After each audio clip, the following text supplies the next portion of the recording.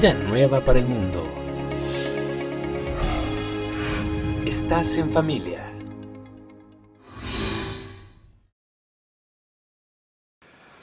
Bueno, pues vamos a abrir nuestra Biblia en el capítulo 55 del libro de Isaías y vamos a leer dos versículos que nos van a servir como una plataforma para desarrollar todo lo que vamos a continuación a compartir, porque pues vamos a comenzar a penetrar ni más ni menos en la mente divina, en la mente de Dios. Le quiero llamar a este estudio el misterio de la mente de Dios. El misterio de la mente de Dios. Dice en Isaías 55, versículo 8 y 9, un versículo que pues la mayor parte de los cristianos conocen, porque mis pensamientos no son vuestros pensamientos, ni vuestros caminos mis caminos, dijo Jehová.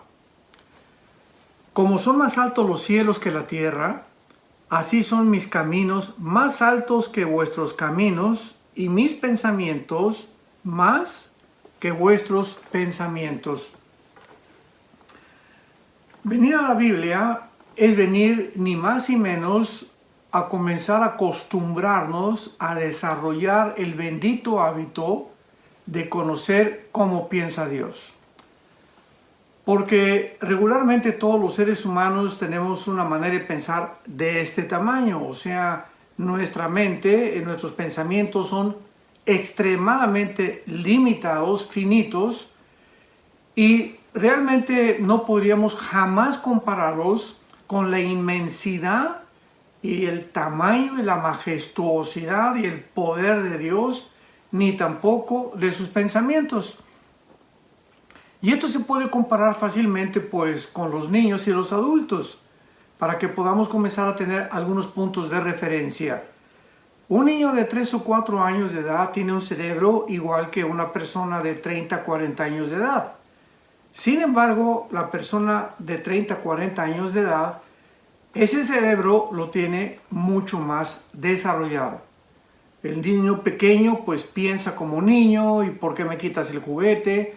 Papá, si me quieres no me pegues, etcétera, etcétera. No podría ese niño, por su falta de desarrollo, alcanzar a pensar como piensa una persona de 25, 30, 40, 50 años de edad. Bueno, pues más o menos esta referencia nos puede ayudar para poder comprender que nosotros, comparados con los pensamientos de Dios, no habría absolutamente ningún límite que podríamos nosotros fijarnos para poder decir, ya hemos alcanzado a pensar o a entender por qué Dios hace lo que hace. Y este es el propósito de este estudio, porque la Biblia es ni más ni menos la mente de Dios revelada al ser humano. ¿Por qué Dios nos deja la Biblia? Precisamente con este propósito, para que podamos nosotros comenzar a penetrar, a estudiar, a meditar, a analizar cómo piensa Dios. Y de esa forma, en la medida en la que nosotros ponemos la palabra de Dios en nuestra mente y la guardamos en el corazón, vamos a ir cada día, cada semana, cada mes, desarrollando nuestra mente de una forma impresionante. Todavía ni siquiera nos imaginamos a qué grado podemos desarrollar nuestra mente, pero más que cualquier otra cosa, comenzamos ya a pensar por qué Dios permite el mal. ¿Por qué Dios permitió que su Hijo Jesucristo muriera en manos de pecadores? ¿Por qué Dios no ha terminado con los tsunamis, con los terremotos, etcétera, etcétera? Y todas estas preguntas, sabemos que los que no pueden contestarlas son los ateos. Porque pues un ateo, ¿verdad? Una persona que no tiene ningún punto de referencia, no puede dar ninguna explicación, porque sencillamente el mal ni siquiera existe para ellos. O sea, no hay una base moral entre el bien y el mal, entre la justicia y la injusticia, para poder calificar realmente qué es malo y qué no es malo. Más que su propio juicio completamente desorientado, corrompido y completamente desviado de la verdad. Entonces, No cabe duda que vivimos un mundo caído, un mundo disfuncional por causa de la rebelión del ser humano. Así lo explica la Biblia y lo vas a ir comprendiendo cada vez más.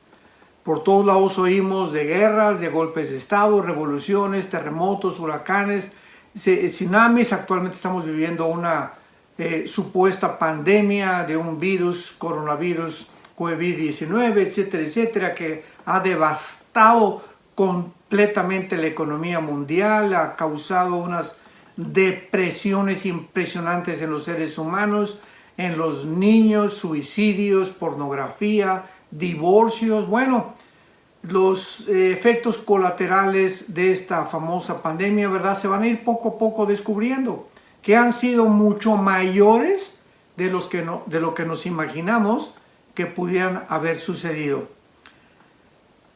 Y todas estas circunstancias nos hacen pensar y hacernos una pregunta, pero lo más importante es, ¿por qué Dios permite la maldad? O sea, ¿por qué no la ha detenido si Él es todopoderoso? ¿Por qué continúan los sufrimientos y la destrucción como actualmente vivimos en el mundo? Y por causa de que no hay respuestas que demandan las mentes finitas como la que tenemos nosotros, ilimitados, entonces muchas personas abrazan filosofías para esconderse y tratar de justificar sus vidas morales. Entonces, cuando una persona dice, bueno, pues si Dios no existe y Dios no tiene respuestas para nosotros, pues se encarcelan muchas personas y se amargan y comienzan a manifestar una conducta de rebelión hacia todo, porque pues dicen no hay respuesta, no hay propósito, no hay significado en la vida por lo cual vivir. ¿Por qué pues? Entonces, porque el universo que nos da y que nos rodea va más allá de nuestra capacidad para poder entender las preguntas que nuestra mente limitada no puede comprender.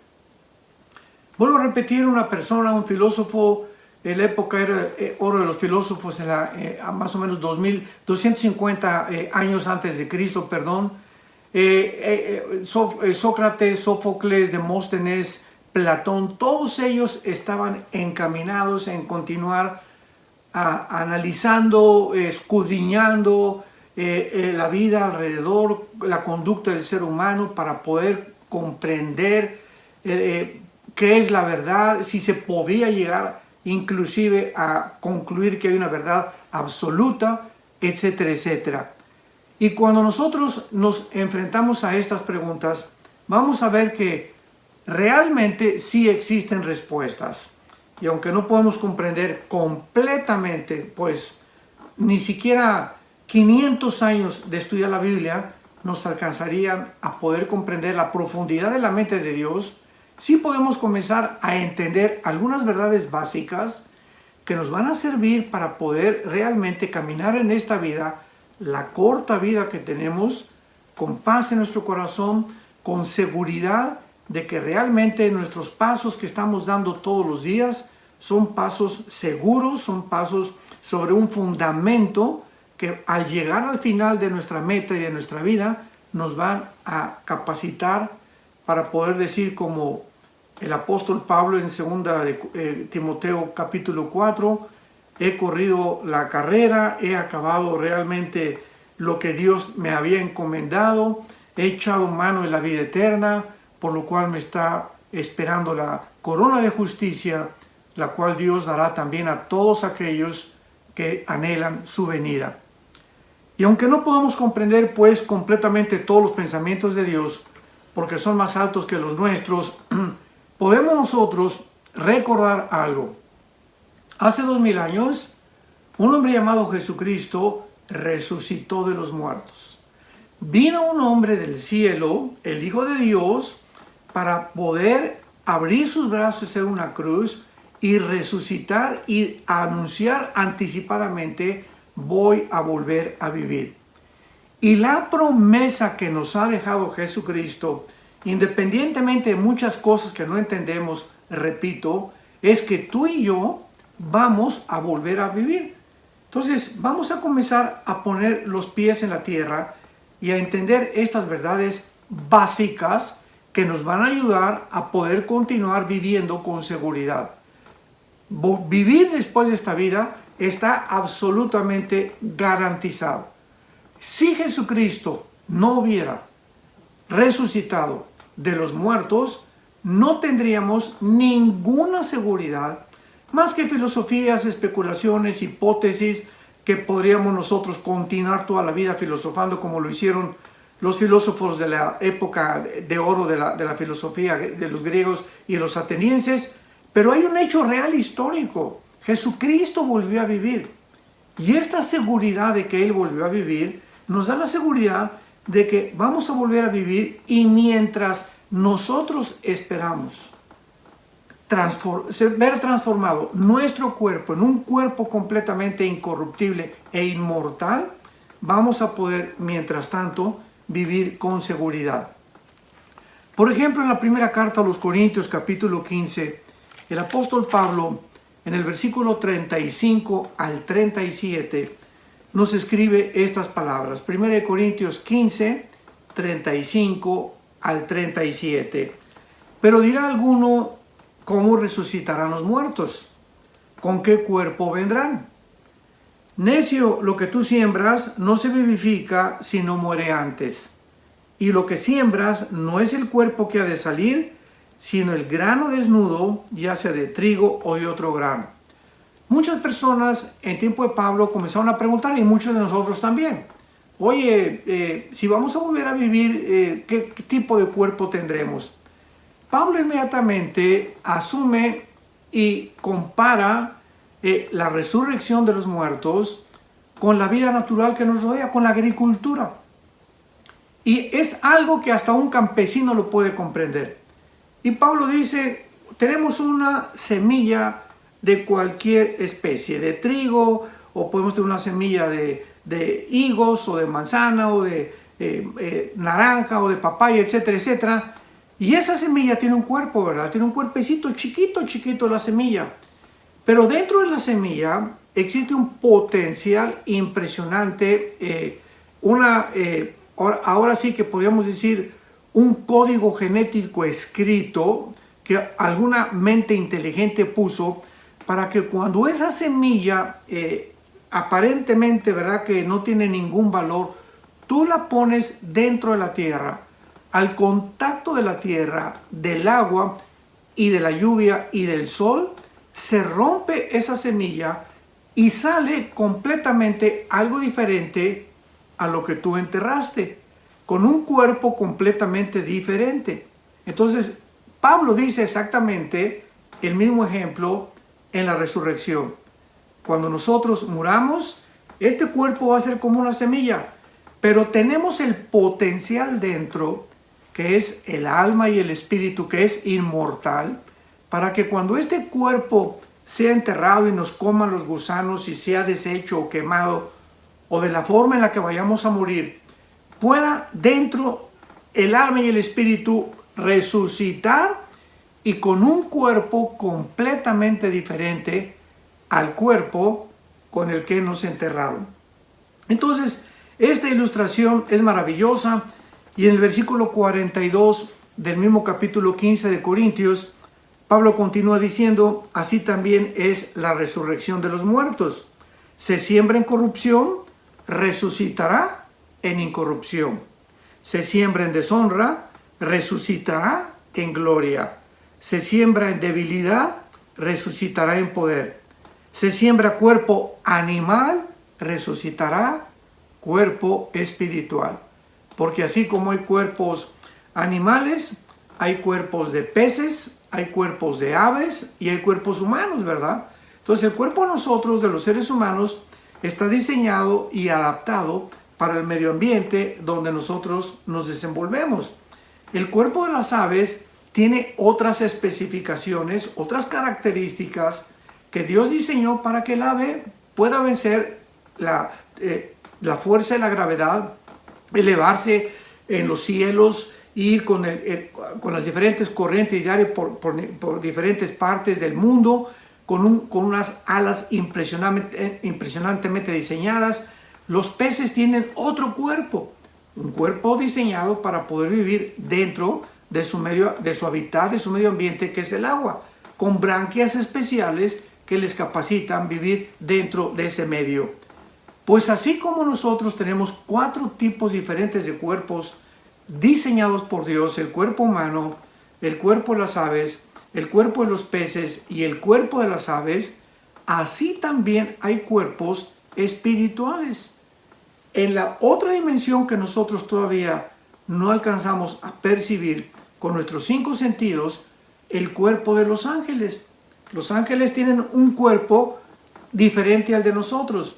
Sin embargo, ellos pueden entrar a nuestra dimensión, donde tú y yo vivimos en este planeta, regido por las leyes cósmicas que nos rodean, y los ángeles se pueden materializar. O sea, esos cuerpos que ellos tienen se adaptan a otra dimensión, a la otra vida, y se adaptan a esta vida en la que tú y yo únicamente podemos sobrevivir.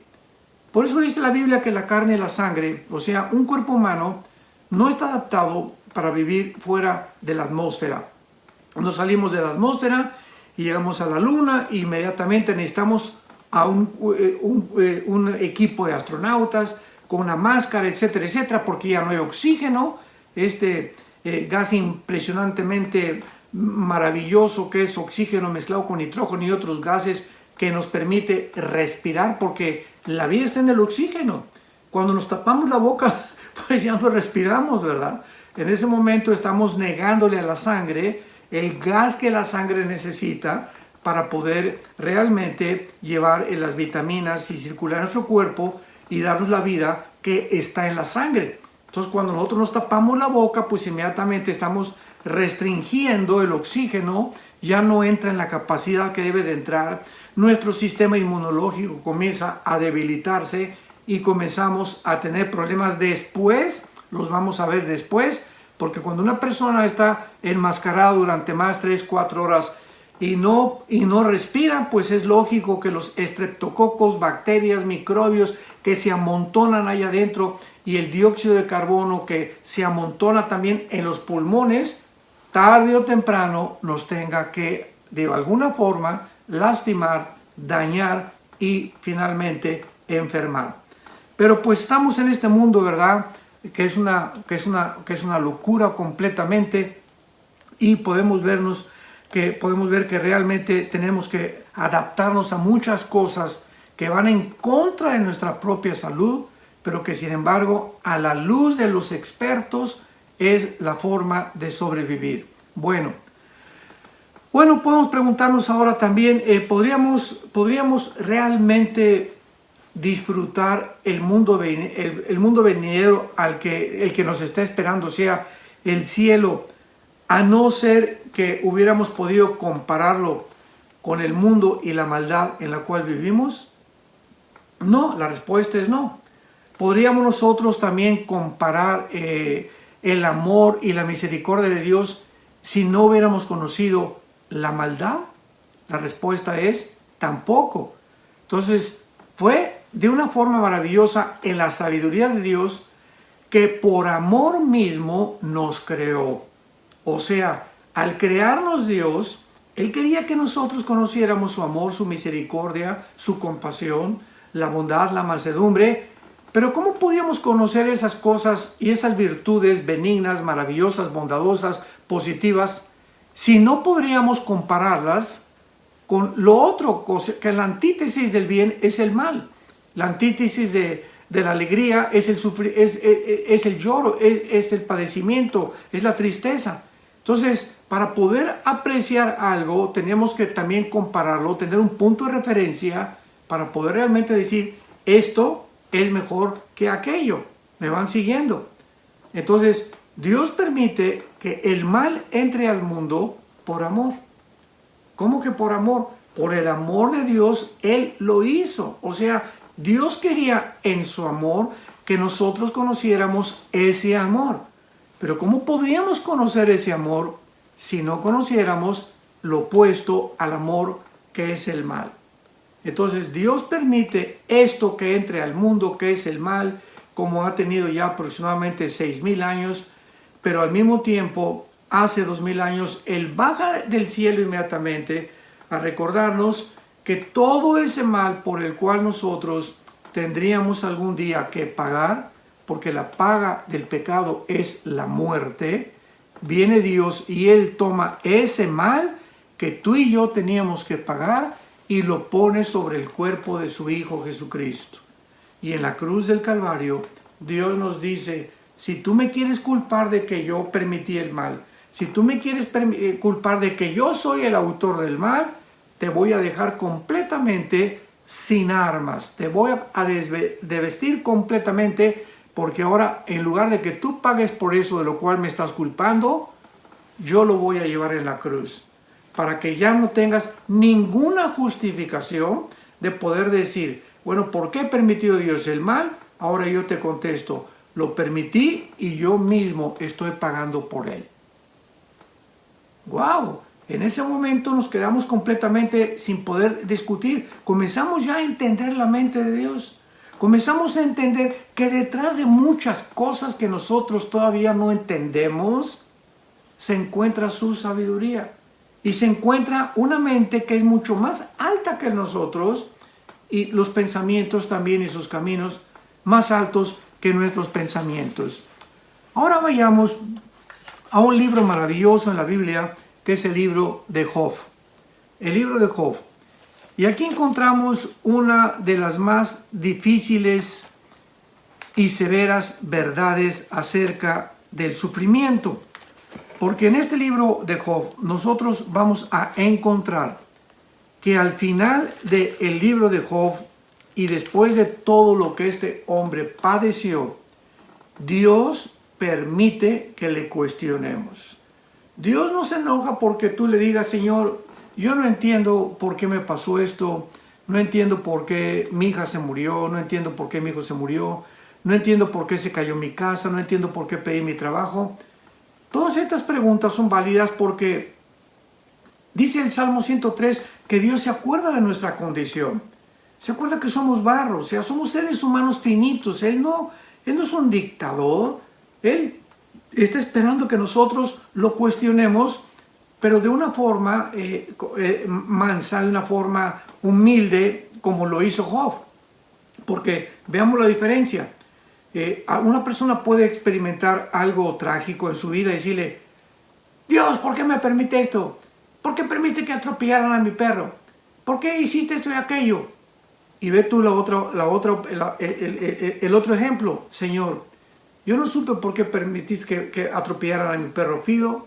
Yo no entiendo por qué me está pasando lo que está pasando. Señor, yo te pido que me ayudes a comprender lo que estoy atravesando. ¿Ven? O sea, dos caracteres completamente diferentes, y la actitud es lo que determina si Dios te va a contestar. Si tú te acercas y, ¿por qué esto y por qué aquello? Y estás enojado con Dios, Dios se queda en silencio, no te contesta. ¿Por qué no te va a contestar? Simplemente porque tu actitud es que estás demandando, estás tratando de contender con alguien superior a ti, y con esa actitud, esa persona no te va a poder contestar. Imaginémonos otra vez otro punto de referencia a un niño con un filósofo. A ver, ¿por qué no me enseñas la forma E igual a mc al cuadrado, como la forma de la teoría de la relatividad de Alberto Einstein? La energía es igual a la masa por la velocidad de la luz al cuadrado.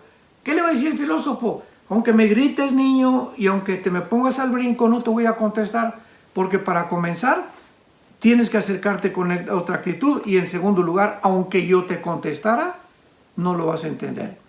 Pero cuando viene un niño y le dice a un filósofo, oiga, ¿me puede usted enseñar la teoría de Einstein? Porque no la entiendo. El filósofo te va a entender, niño, ni la vas a entender, aunque te la explique. Tienes que crecer para desarrollar tu cerebro, y yo te lo puedo explicar. Entonces, siempre tenemos que tomar estos puntos de referencia para poder ubicarnos y entender cómo debe ser nuestra actitud al acercarnos a Dios. Job es un hombre que vivió en la época, tal vez en la época de Taré, en la época del papá de Abraham, o sea, en la época de los patriarcas. Es el libro más antiguo, tal vez es mucho más antiguo que el libro del Génesis, porque pues el Génesis le fue revelado a Moisés ya que Moisés vivía. Entonces el libro de Job, ¿verdad? Tiene una antigüedad impresionante, unas verdades filosóficas, apologéticas, de carácter moral demasiado profundas, y tiene también secretos escondidos del universo, como por ejemplo en el libro de Job aparece que él va a preguntar a Dios que si tiene el aire peso, antes de que el barómetro se descubriera, que es el que mide el peso del aire. Ya Job decía que el aire tenía peso, y tenemos así que en el centro de la tierra es fuego. En fin, habla de los astros, habla de todas las estrellas, habla de todas las constelaciones. Impresionante, o sea, es un libro maravilloso, pero más que cualquier otra cosa, es un libro donde un ser humano se enfrenta al sufrimiento como muy pocos de nosotros lo hemos enfrentado. Job era un hombre que tenía muchísimo dinero. Era un hombre que tenía muchas propiedades, mucho ganado. En aquel tiempo el dinero no era en cash como actualmente, ni cuánto tienes en el banco. En aquel tiempo se medía la cantidad de riquezas de una persona por la cantidad de tierras que tuviera o la cantidad de ganado que tuviera. Y Job tenía ovejas y tenía camellos y tenía de todo, ¿verdad? Y tenía hijos también. Y de repente, ¿verdad? Pierde todo de la noche a la mañana. Y vemos desde el capítulo 2 de su libro que cuando todo esto sucede, él expresa algo donde nos muestra la integridad de este hombre y de su carácter y la impresionante confianza en Dios, aunque él no entendiera qué estaba pasando en ese momento. ¿Por qué permitía a Dios que le quitara lo que le estaba quitando? Job simplemente dice: Dios dio, Dios quitó, sea el nombre de Jehová bendito. Y luego viene la esposa y le dice: maldice a Dios. ¿Para qué estás bendiciendo a Dios? Maldícelo. Y Job, otra vez, en lugar de decirle a su esposa o decirle, verdad, ya vete, no me estés molestando, le dice Job a su esposa: como una mujer fatua, como una mujer tonta has hablado. Es todo lo que le dice Job a su esposa. Ya no vuelve a quejarse de su esposa en todo el libro. Bueno, después de todo esto que pasa el Job, que es un ejemplo maravilloso para nosotros, vienen tres amigos de él, 4 realmente, disque filósofos, y ellos comienzan a hacerle aún todavía más agudo su tormento. Porque le comienzan a decir: es que realmente tú lo que estás pasando es por tus sufrimientos, por el pecado. Algo has de haber hecho, algo traes por ahí, por lo cual Dios te está castigando. Otra vez estas personas, amigos de Job, en aquel tiempo, recordemos, no tenían la Biblia. No tenían el conocimiento que tenemos tú y yo ahora de los caminos y los pensamientos de Dios. Entonces, ellos no tenían un punto de referencia para poder entender la mente de Dios. ¿Por qué Dios le permitía a un hombre bueno, a un hombre justo, a un hombre manso, un buen padre de familia, fiel a su esposa? ¿Por qué le permitía a Dios a Job estos sufrimientos? Y ya después de todas las argumentaciones durante los casi 42 capítulos que tiene este libro maravilloso, al final encontramos nosotros en el capítulo 37 que Dios confronta al final a Job, porque le comienza Job a cuestionar: Padre, ¿por qué esto? ¿Por qué aquello? Etcétera, etcétera. Y comienza Dios a tratar de demostrarle a Job su finitud, la mente tan pequeña que él tenía y que era imposible que comprendiera todo el plan de Dios que se estaba desarrollando en el mundo invisible a través del mundo terrenal, para que él pudiera comprender y entender de que era imposible por su capacidad intelectual jamás poder responderle a Dios el por qué realmente sufría lo que sufría. Y vemos entonces nosotros que su inhabilidad de comprender los propósitos y consejos de Dios era la causa por la cual Dios trata con él y para ti y para mí. que vivimos muchos años, muchos siglos después de que vivió Job, podamos nosotros comprender, comenzar a desarrollar la mente de Dios, y porque detrás de cada suceso que enfrentamos en la vida se encuentra la sabiduría de Dios. Pero veamos estos versículos, Job capítulo 37, versículo 19 y 20, y dice: muéstranos qué le hemos de decir, porque nosotros no podemos ordenar las ideas a causa de las tinieblas. Vamos a ubicarnos, comenzamos a poner los pies en la tierra. Tenemos tantas tinieblas en la mente. Hemos nacido con una mente completamente envirulada, le podría yo llamar así, como los virus que entran a las computadoras y te amuelan el programa que tú tienes y le impiden a la computadora realmente funcionar adecuadamente. La Biblia dice que nacimos envirulados, que nacimos con un virus que se llama el pecado. Y el pecado, ¿verdad?, ha trastornado nuestra forma de pensar. Y no hemos podido realmente desarrollar esta comprensión de los caminos y los pensamientos de Dios por causa del pecado que ha trastornado y ha envirulado, ha entenebrecido nuestros pensamientos. Entonces, es lo que dice Job 37, 19. No podemos ordenar las ideas a causa de las tinieblas. O sea, realmente hasta que nosotros le permitamos al Espíritu Santo entrar a nuestra vida, el Espíritu Santo dentro de nosotros, ¿verdad?, viene, ahora sí que viene a contrarrestar el virus con el cual nacimos, y comienza el Espíritu Santo a sacarnos, a despejar completamente todas las tinieblas que nosotros traemos de generación en generación, genéticamente heredado por nuestros padres, abuelos, antepasados, los profesores en la escuela, en la universidad, nos implantaron religiones equivocadas, filosofías equivocadas, que ateísmo, agnosticismo, escepticismo, materialismo, darwinianismo, evolucionismo, etcétera, etcétera. Todos estos programas envirulados son la causa por la cual funcionamos como funcionamos, pensamos como pensamos, simplemente porque realmente necesitamos un lavado de cerebro.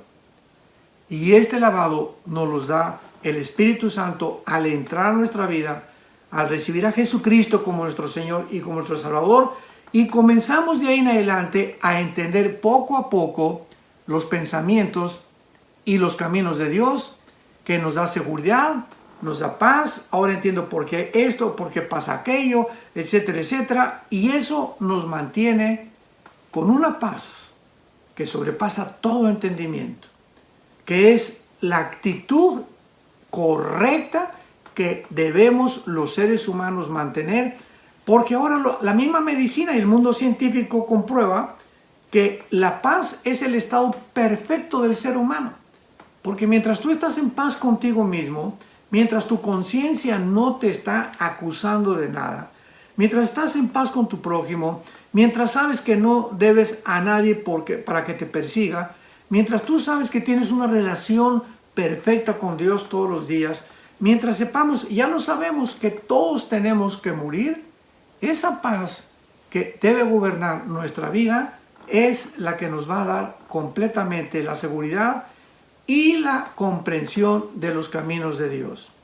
Yo no puedo venir a la Biblia como una pepita en comal y Señor, y aquí, y nervioso, y en un estado de estrés y de ansiedad, porque en ese estado el Espíritu Santo no se puede comunicar conmigo. Tenemos que venir a un estado completamente de relajamiento espiritual, de tranquilidad, de saber que todo está bien y que Dios está al control de todas las cosas y que nunca nada nos va a faltar y nunca jamás nos va a abandonar. Y finalmente, en el libro de Job, capítulo 40, versículo 8, dice la Biblia: ¿invalidarás tú, le pregunta Dios a Job, invalidarás tú mi juicio, me condenarás para justificarte tú? O sea, otra forma de pensar. Muchos seres humanos se voltean, tú tienes la culpa y porque permites esto, acusando a Dios. Y Dios simplemente te dice, ¿me vas a acusar para tú estar bien? ¿Me vas a mí a echar la culpa para que tú puedas tener una conciencia más tranquila? O sea, ¿quieres descargar tu frustración y tu amargura contra mí? No hay problema, dice Dios, pero vas a mantenerte en esa situación. ¿Por qué mejor no te hincas? ¿No reconoces que no entiendes por tu mente finita las cosas que pasan? Me pides a mí, dice Dios, que te revele mis pensamientos y de ahí en adelante tú vas a comprender que caminando conmigo podrás decir, Jehová es mi pastor, nada me faltará. Y aunque haya en valle de sombra y de muerte, no tendré temor alguno. Y finalmente, en el capítulo 42 de Job, para terminar, esto es ya el final de su vida y después de que Job trató con su mente limitada, ¿por qué Dios permitió lo que permitió en mi vida? Dice Job al finalizar ya, al terminar el libro maravilloso, respondió Job a Jehová, capítulo 42, versículo 1 en adelante. Respondió Job a Jehová y le dijo, yo conozco que todo lo puedes y que no hay pensamiento que se esconda de ti. ¿Quién es el que oscurece el consejo sin entendimiento? O sea, Job, vean la actitud de Job, ¿no? Ahora Job mismo ya tiene una comprensión mucho más grande de Dios. ¿Quiénes son las personas que tratan de ponerse, podríamos decir vulgarmente, se le ponen al brinco a Dios, retan a Dios, desafían a Dios cuando el entendimiento de esas personas es de un caracol? O sea, ¿cómo puede un ser humano, al final dice Job, tratar de cuestionar a Dios con una actitud equivocada, demandarle a Dios como poniendo a nosotros como jueces y decirle a Dios, ahora me vas a contestar y me vas a decir esto y aquello, cuando no somos más que criaturas insignificantes, creadas a su imagen y semejanza, que necesitamos acercarnos a Dios con esa humildad y esa mansedumbre que es indispensable para poder caminar con Él.